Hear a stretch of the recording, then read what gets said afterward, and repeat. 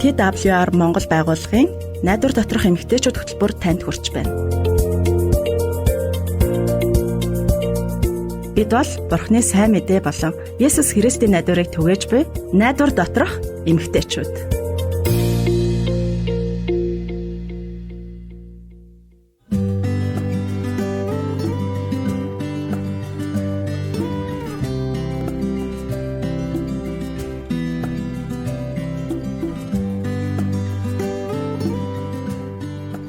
Жимсээ өнөө өглөө би парк дундор алхаж чад нэг задлуухан хосыг харлаа л да. Тэгээд сүүдэрчэнд сууж агаад нэг гоё бие биенээ налаал юм ярилцаа сууж илээ.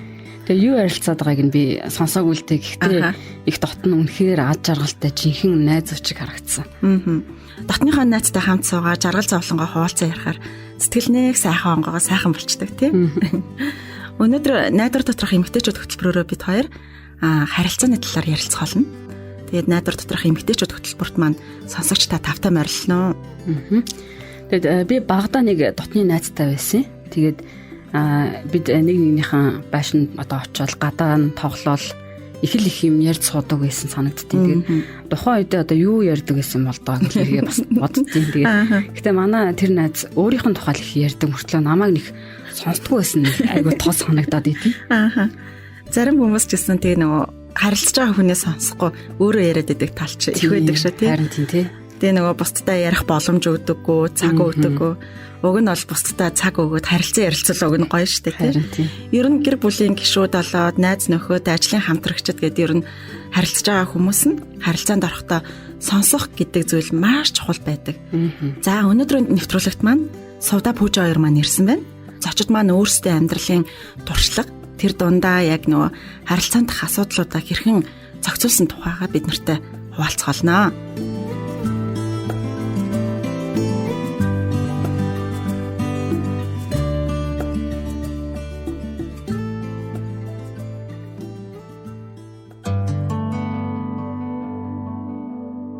Би Пүүжитэй гэрлээд 25 жил болсон байна.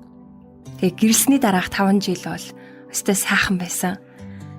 Баяр хөөртэй. Тэгээ бид хоёр бие биедээ найр тавьсан. Үнэхээр сайхан хосууд байсан.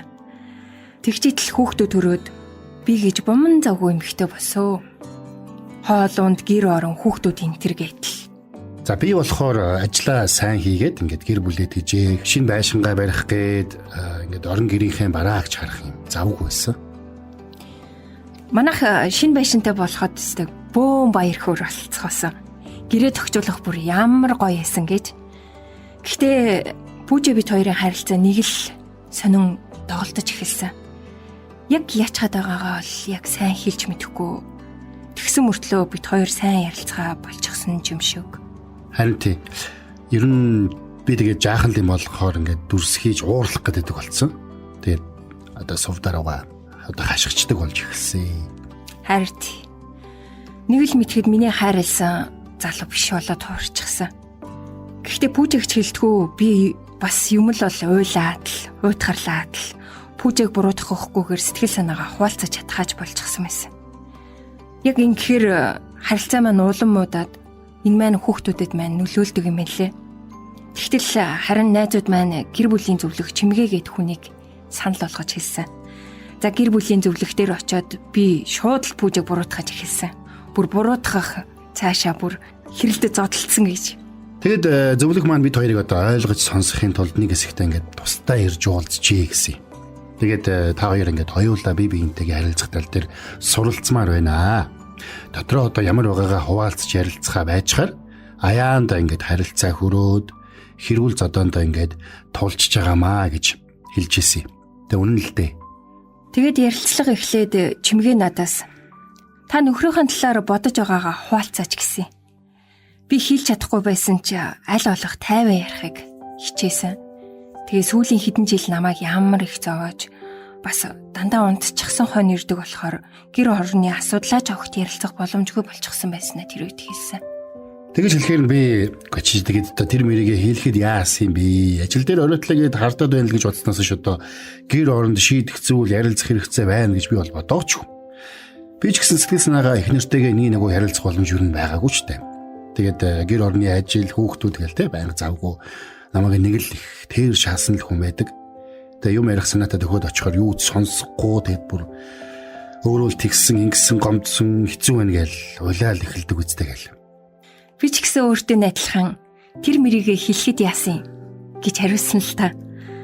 Гэхдээ Пүүжигийн зүв байсан. Би ер нь түүнд ярих боломж ерөөсөө өгдөггүй байсан гэдгээ яг тэр мөчөд л ойлгосон.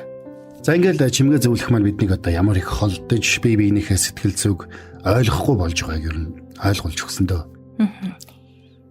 Тэгэл ярилцсаар байж нэг юм бие биенээ яг юу гэж боддог болчихсон байгаагаа яг тэр үед олж харсан. Тэгээд чимгээгийн хэлснээр бидний хооронд нэг тийм асар том хан босчихсон юм шиг ницаалт үгүйсгэл энэ төр гэдэл бидний амьдралын хэв маяг болчихсон байсан юм байна лээ. Гэхдээ чимгээгийн хэлсэн ихний алхам одоо жоохон тийм хэцүү байсан ч одоо би зөвшөөрөх хэрэгтэй байсан бо яалтчих. Тэгээд одоо асуудал гарах юм бол хоёулаа асуудлын нэг хэсэг гэдгийг одоо хүлээн зөвшөөрөх, хоёулаа одоо өөрчлөгдөд бэлэн байх ёстой. За би бол ер нь дуугүй талдаа нэг тийм төвчээртэй тийм нөхөр штэ. Тэгээ сувдаал одоо төвчээр бараад эхэлдэг. Тэгэл одоо би хашгираал сувдаа манад уйлал дуустдаг байлаа. Тэгээд зөвлөгчийнхээ хэлснээр би уурлахгүйгээр одоо сэтгэл санаагаа илэрхийлж чаддаггүй. Тэгээд муу мухаа үг хэлж хашгичдаг. Сувдааг буруутгадаг гэдгээ шударгаар зөвшөөрөх хэрэгтэй болсон л доо. Намайг болохоор сэтгэл санаа хямарсан үедээ намайг хайрладаг гэж хэлэхэ бол гэж хэлсэн. Үнэн штэ Пүүжи бүр амар өөрчлөгдсөн. Намайг хайрлаж халамжлаад байгаа юм алга гэж би бүр чимгээтэй маргаад эхэлсэн. Харин тэр үед чимгээ бүр нухацтайгаар чи өөрийнхөө юу мэдэрч хийлж хийж байгаа нөхөртөө хандаж байгаадаа хариуцлага хүлээх ёстой. Зөвхөн ханаа буруутгаад байж болохгүй гэдэг байгаа. Бүр тэгж хэлэн чинээ санаагүй. Үнэхээр гомдмоор. Харин чимгээ маань намайг тайвшруулад үнэнтэй нүүр тулахад маань надад тусалсан. Пүүжиг буруутгахгүйгээр сэтгэл санаагаа илэрхийлж ухаалцах аргыг надад зааж өгсөн. Сонс, зөв ойлгосон хэсгээ баталгаажуулаад асуу гэж. Тэгэд нөхрөөгөө гэртээ ирэхэд нь ядарсан бухимдуу харагдах юм бол ажлын ачаал ихтэй байсан юм байна да гэж ойлгоод дуугүй байхад би суралцсан. Ингээд би хантайгаа бие биенээсээ уучлалт гуйдаг, ярилцдаг, баяр хөөртэй жинхэнэ гэр бүл болсон доо.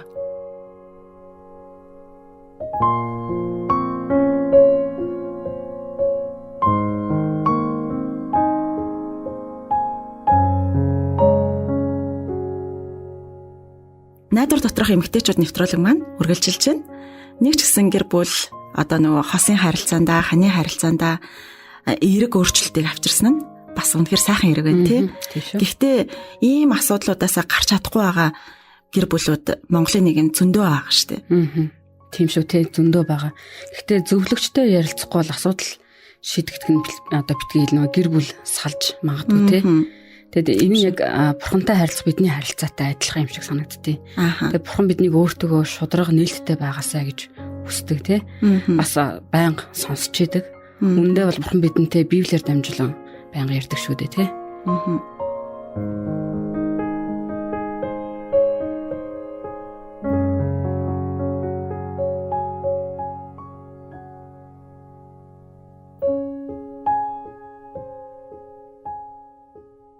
Тэгээд өнөөдөр би та нартай Марта, Мария хоёрын түүхийг ярьж өгье гэж шийдлээ. Тэгээд нэг нь сайн сонсогч, нөгөөх нь тийм сайн сонсогч биш байсан байх нэ. Тэгээд жижигхэн тосгонд нам гүн гудамжинд Марта цонхоороо харангаа Есүсийг дагалдагч нартайгаа ирэхийг харж илаа. Тэгээд гэрт нь маш олон зочин ирж явна шүү дээ гэж дотроо бодоод байжсэн байх нь. Тэгээд энэ түүх нь болохоор Библийн Лук номын 10-ын 38-аас 42-т гардаг. Есүс ч тэднийд орж ирээд тулан суугаад ярьж эхэлдэг. Гэхдээ зочид нь гэрт ирсэн байхад хоол унд бэлтгэх өчнөө ажил байтал нөө Мария Есүсийн дэргэд суугаад яриаг нь шимтэн сонсоод сууж идэг. Марта ихээхэн хоол унд бэлтгэх хэрэгтэй болоод юу ч хийхгүй байгаа дүүгээ харахтаа ундууцчтэй Есүс эзэн би энд хамаг юмаа хийгээд байхад дүү минь одоо ярианд оролцол суугаад байна штэ. Та игчтэй туслаач гэж хэлээч гэж Есүс хэлдэг. Харин Есүс юу гэж хариулсан бэ гэхээр Марта минь юунд ийм одоо юмд санаа зовд юм бэ? Санаа тавих ганц л зүйл байна. Мария үнийг мэдээд холдож чадахгүй байж шүү дээ гэж хэлдэг. Тэгээ бүгдөө бодоод үзье л дээ тий. Мартач дүүгээ хуваа хичээсэн залхуу юм аа гэдэл уур нь хуржсэн багтаа энэ үед. Харин тийм. Есүс болохоор санаа тавих ганц л зүйл байна гэж хэлсэн байгаа сте тий. Харин Марта болохоор нөгөө зочдыг дайлах, нөгөө хоол унд, цай унданда айгүйх анхаарсан байна л да. Мари болохоор Есүсийн үгэнд тэр тусмаа өөрийнхөө сүнслэг хоолндоо илүү анхаарсан байх нь шүү дээ. Аха. Би бас яг тэгэж бодчихлаа. Тэгээд Есүс энэ түүнээс авагдахгүй гэж бас хэлсэн нь бас их утга учиртай юм шиг бас санагддээ. Тийм шүү тий. Есүс энэ хэсгийг бас хэлэхдээ сүнслэг хоол болох үгийг л бид нар хэрэг ойлгоод авчих юм бол энэ нь биднээс хизээч авагдахгүй, биднээс хизээч холдохгүй гэсэн утгаар хэлсэн байгаа шүү дээ. Есүсийн үг бидний зүрхэнд байх ёстой гэдгийг Есүс сануулсан байгаа. Гэрлээ тэгэхээр хоёулаа Есүсийн дэргэд суугаад одоо Бурхны тухай ярьж байна гэд нэг төсөөлөд бодоод үзье л дээ. Тэгэхээр ямар санагдаж байна тий? Харин тийм тий. Тэгэхээр тэгэл тэр хоол моол ер нь бүх юм бүгд л цаашаа олно үсттэй. Есүс Мартаг хоолоо төр хоошин тавиад Есүсийн хажууд суугаад яг сонсоосэй л гэж хүссэн болоо тий. Одоо бол тэр хоёр заасан шиг бидэнд ч гэсэн бас заах зүйл их байгаа гэж бодож байна тий. Харин бид түүнийг сонсох цаг завыг яг өдөр тутам гаргаж чадчихна уу? Хэр гаргаж ийнэ тэр цагийг тий. Есүс тэнгэрт отохоос өмнө дагалдагч нартаа юу хийхийг нь бас зааж өгсөн. Туслагч болох бас ариун сүнсийг явуулнаа гэд бас дагалдагч нартаа амласан тухай Библиэлд гардаг. Хэрвээ бид нэр Есүст итгэх юм бол ариун сүнс бидний дотор амьдарч бас өдөр тутамд бидний юу хийхийг, хэрхэн амьдрахыг бас зааж өгдөг байгаа шүү дээ. Бид бас өөрсдийн жаргалтай, зовлонтой, хүнд хэцүү үеүүдээс ариун сүнсээр дамжуулаад түүнд хуваалцаасай гэж Есүс ер нь хүсдэг. Тийм шүү тий. Хүнд хэцүү үед Бурхан өөрт нь туслана гэж найз минь байнга ярьдیں۔ Тэгээд анхны хүүхэд нь 7 сартаа дутуу төрөөд энд ч гэсэн тэгээд бидэнд бүгдээрэнд мандал ер нь хүнд хэцүү өдрүүд байсан. Тэгээд бид мэдээж хамтдаа залбирлын хамт зогсож байсан. Тэгээд Ром номын 8:28 болохоор харин ариун сүнс өөрөө үгээр илэрхийлжгүйгээр яолон бидний төлөө зуучлан гуйдаг гэсэн ишлэл байдаг тий. Энэ ишлэл найзыг мань тайвшруулж Бурхан бидэнд санаа тавьдсан байна гэдгийг сануулж өгч исэн гэж хуваалцж исэн. Тэгээ бидний амьдралд асуудал байгаа үед Бурхан биднийг яг л Мария шиг хөлдөн суугаад бүхий л зовлонгоо түүнтэй уудалж яриасаа гэж хүсдэм байна гэдэгт би баттдаг. Тэр бидний хизээч сонсоход бэлэн түр хүлээгээрээ тохиромжтой цаг иртэл хүлээе гэж тэр хизээч хэлдэггүй те. Одоо би таныг залбиралд хөтлөхийг хүсэж байна. Та өсвөл бас хамтдаа залбираарай гэж бас хүсэж байна. Бурхан аав минь ээ, өнөөдөр ойлгож сурч авсан зүйлийн төлөө тандаа баярлалаа. Та Марта, Мария хоёр төдийгүй наддаж бас санаа тавин халамжлан гэсэнд баярлалаа. Өнөөдөр таны тухай сонсож байгаа найзынхаа төлөө залбирч байна. Зүр сэтгэлд нь ямар хүнд хэцүү зүйл байгааг та мэдэж байгаа. Та итгэл найдвар амар тайвнаа өгөөч. Есүсийн нэрээр залбирлаа. Амен. Амен.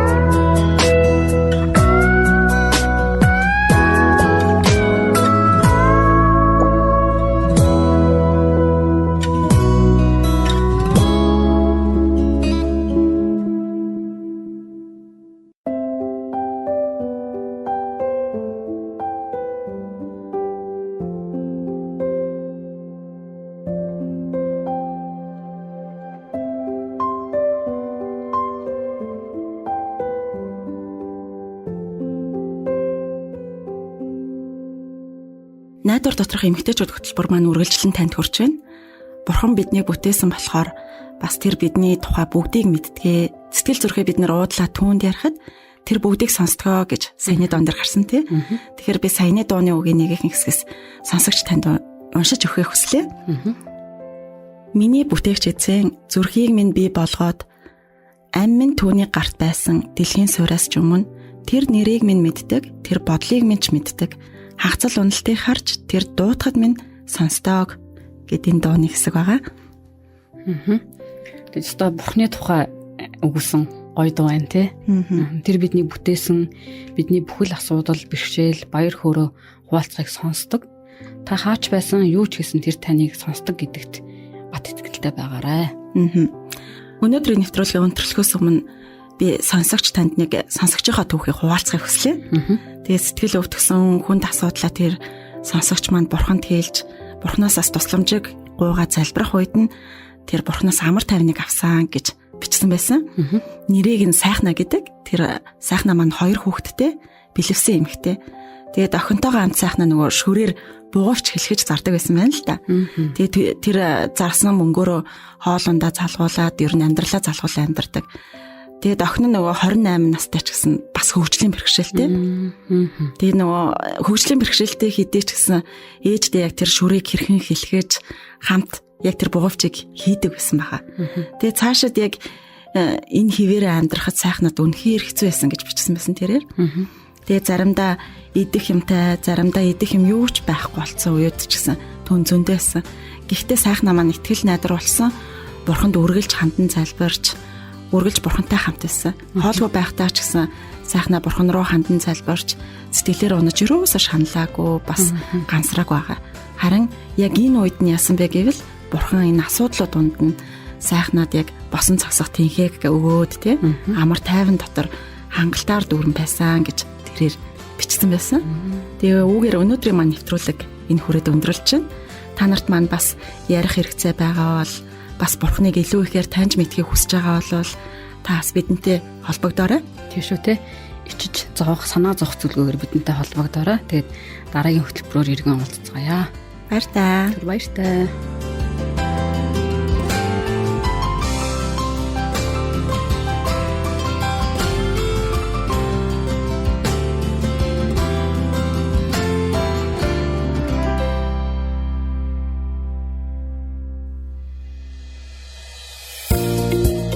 Та TWR Монгол байгууллагын найдвар доторх эмэгтэйчүүд хөтөлбөрийг хүлээн авч сонслоо. Та бидэнтэй холбогдохыг хүсвэл TWR Women of Hope Mongolia Instagram болон Facebook пэйж хуудасаар мөн 9070751 дугаараар холбогдоорой. Нэвтрүүлэгтэй холбоотой таны санал сэтгэлийг бид хүлээн авахдаа баяртай байх болно.